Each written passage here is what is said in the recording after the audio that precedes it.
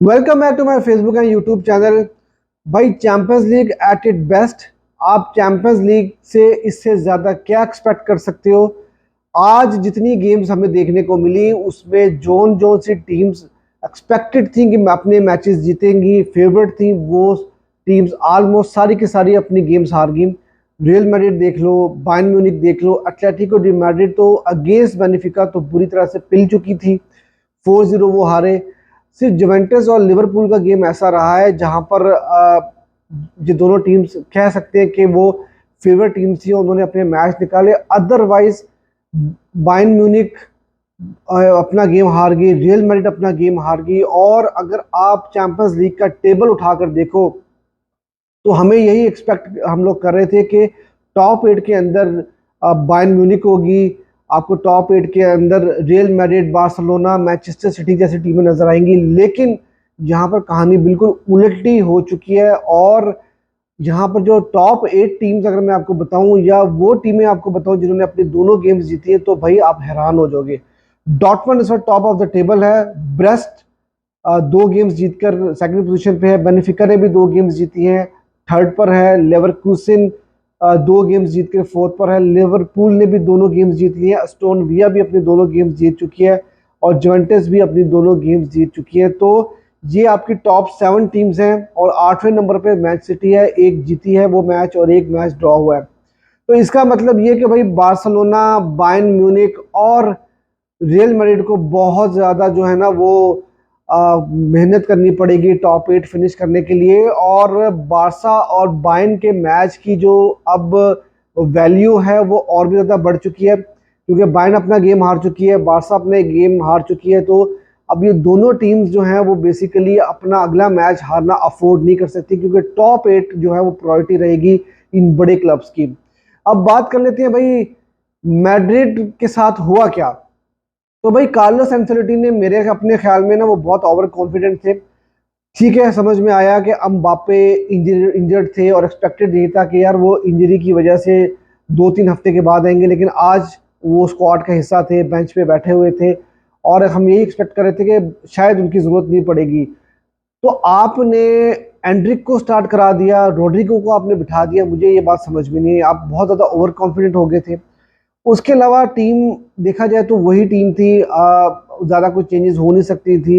लेकिन जो प्रॉब्लम इस वक्त इस सीज़न में चल रहा है ना मैड्रिड का, वो ये चल रहा है कि मैड्रिड की जो मिडफील्ड है ना वो काम नहीं कर रही है। लुका मॉड्रिच को रेस्ट कराया गया था क्योंकि ऑब्वियसली उन्होंने अभी मैच रिसेंटली खेला था। अब वो इस एज में आ चुके हैं कि वो सारी गेम्स नहीं खेल सकते। तो चुमिनी ने स्टार्ट किया, कामाविंगा बहुत दिनों के बाद वापस आए, उसके बाद वलवर्दे थे और बिलिंगम थे। ये 4 मिडफील्ड में आपको नजर आ रहे थे, लेकिन उसके बावजूद मिडफील्ड वो काम नहीं कर पा रही थी जो अकेला क्रूस किया करता था। मैंने बहुत दफ़ा ये बात कही है इस सीज़न में और अभी तक वो बात जो है ना वो प्रूव होती हुई मुझे नज़र आ रही है कि क्रूस की आपको उसकी रिप्लेसमेंट आपको साइन करनी चाहिए थी। मैंने जब भी आर्गूमेंट किया अपने रियल मैड्रिड के कंटेंट क्रिएटर भाइयों के साथ, तो उन्होंने ये बात बोला कि भाई क्रूस इतना वर्ल्ड क्लास प्लेयर है तो आप उसकी तो लेकर आ ही नहीं सकते कोई भी रिप्लेसमेंट। मैंने कहा भाई आप उसकी रिप्लेसमेंट की में बात का मतलब ये है कि आपको उस पोजीशन का प्लेयर लेकर आना है जो उस पोजीशन के ऊपर खेलता हो। आप देखो कि डायरेक्टनेस नजर नहीं आ रही रियल मैड्रिड की। रियल मैड्रिड गेम को कंट्रोल नहीं कर पा रही मिडफील्ड के अंदर। रियल मैड्रिड की क्रिएटिविटी नजर नहीं आ रही है। और जो दूसरी टीम खेल रही होती है वो भाईजान बड़े आराम से आती है मिडफील्ड के अंदर। कोई भी आपका एक डिफेंसिव मिडफील्डर या पिवट पोजीशन के जो प्लेयर्स होते हैं, डबल पिवट में जो खेल रहे होते हैं, उनको तो मक्खन की तरह निकाल के जो है ना वो दूसरी टीम बॉल लेके चली जाती है और आपको अटैक पड़ जाता है।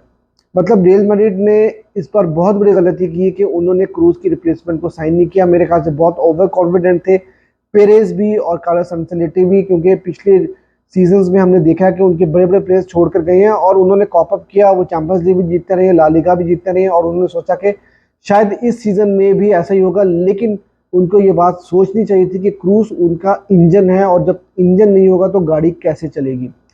तो एक तो चीज़ ये होगी। फिर एंड्रिक को आपने स्टार्ट करा लिया,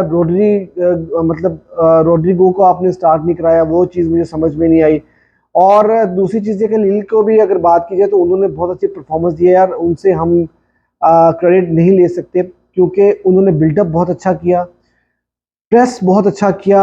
आखिरी 5 मिनट के अंदर, 10 मिनट के अंदर वो रियल मैड्रिड के हाफ में रियल मैड्रिड की डीमर आकर जो है वो उनको प्रेस कर रहे थे और मैड्रिड को काउंटर के करने से रोक रहे थे। तो ये एक बहुत बड़ी बात थी।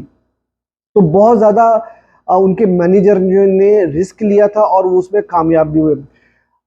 आप सेकंड हाफ में लेकर आए हो अम्बापे को, लेकिन अम्बापे शाइन करते हुए नजर नहीं आ रहे। पहले कभी आप अम्बापे को सेंट्रल खिला रहे हो, कभी आप अम्बापे को लेफ्ट विंग के ऊपर खिला रहे हो, तो अभी तक आप ये आइडेंटिफाई नहीं कर सके कि आपने अम्बापे को खिलाना कहाँ पर है। तो अम्बापे जिस बारे में हम बात करते थे कि अम्बापे मैड्रिड में आकर खेलेगा कहाँ पर, वही चीज़ हमें नजर आ रही है कि अम्बापे की अभी तक जगह जो है वो आइडेंटिफाई नहीं हो सकी कि वो नंबर 9 खेलेगा या कहाँ खेलेगा। आप जब आपसे कुछ हो नहीं रहा होता, आप डेस्परेट होते हो, तो फिर आप अम्बापे को डिफरेंट पोजीशन के ऊपर साइन करते हो, जिसकी वजह से अम्बापे भी परफॉर्म नहीं कर पा रहा। और दूसरी चीज़ ये कि यार क्रिएटिविटी रियल मैड्रिड की नज़र नहीं आ रही। और रियल मैड्रिड जो है, देखो 1-0 से जब मैड्रिड हार भी रही थी ना, तो उस टाइम पर भी हम ये बात सोच रहे थे कि मैड्रिड कभी भी कमबैक कर सकती, कभी भी कमबैक कर सकती है, लेकिन ऐसा हुआ नहीं। हर बार ऐसा नहीं हो सकता। आपने चांसेस जरूर बनाए क्योंकि दूसरी टीम डिफेंस के ऊपर आ गई थी, लो ब्लॉक में खेल रही थी। आप उस ऐसी पोजीशन के ऊपर चांसेस जरूर बनते हैं, लेकिन हर बार आप नहीं कर पाते। और 36 गेम का जो विनिंग रन था या जो एक स्ट्रीक था, जो जहां पर वो 36 गेमों से मैच नहीं हारे थे, वो ख़त्म हुआ। बारसा का 43 गेम्स का जो स्ट्रीक है वो अभी भी बना हुआ है और मैड्रिड उसको नहीं तोड़ पाई। तो अब चैंपियंस लीग बहुत ओपन हो चुकी है। दूसरी गेम की अगर बात करें, एस्टोन विला, भाई एस्टोन विला ने क्या कमाल की परफॉर्मेंस दी है। फर्स्ट टाइम बायर्न म्यूनिख अपनी हिस्ट्री में एस्टोन विला के स्टेडियम में जाकर मैच खेलने गई है इस स्टेडियम में। और वहां पर आज जहां पर एक कंपैरेटिवली अमेरिकी बेटर साइड के अगेंस्ट बायर्न खेली है, तो वहां पर बायर्न काफी ज्यादा एक्सपोज होती हुई नजर आई है, मिडफील्ड के अंदर भी, डिफेंस के अंदर भी और अटैक के अंदर भी उन्होंने चांसेस मिस किए। और एक बात मैं जरूर आपको ये कहूंगा कि मार्टिनेज, भाई ये बंदा क्या क्लच गोलकीपर है।